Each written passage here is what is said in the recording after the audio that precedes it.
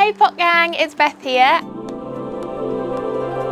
And this month we're planting Sofi the spring onion. So for Sofi, we need the spring onion seeds, a small pot with a saucer if you added them, and a litre of compost. Sofi's only potted once, so this is everything that we need to get her going. Here's our compost. We're gonna fill this pot up to the top, and if there's any clumpy bits, just break them up as you go. Once you get to the top, you want it nice and leveled out. We're gonna give the compost a little bit of water so it's nice and moist, ready for Sofi's seeds. And we're gonna pop her sticker on, like that.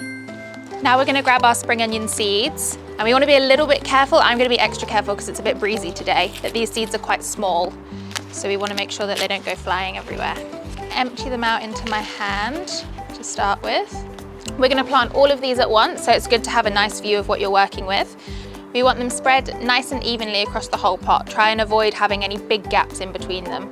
So Sofi the spring onion's not gonna be able to sprout if she's completely exposed like this, so we're gonna put a really thin layer of compost over the top, about ½ centimetre, just so she's all nicely covered and tucked in. So you want to keep her nice and moist at the start, probably watering every day or two, but be nice and gentle because we don't want to knock her seeds about before they've had the chance to sprout. Next, we're going to pop some cling film on her because she needs humid conditions to get going. This isn't really the day for outdoor cling filming. Ooh. Oh, okay. We might be going to plan B. If you don't have any cling film, a reusable freezer bag that's big enough to fit over the pot would work perfectly as well. Or I have this that I want saved from the recycling for this exact job. So we can just pop it over the top and you're creating a nice, humid, moist, warm environment for Sofi to sprout. Sofi also needs light to get sprouting, so find a nice sunny spot inside. Somewhere that won't get too chilly, a bright windowsill would work really well. Unlike Cedric and Gloria, she doesn't need too much warmth to get going, so you don't need to heat her up.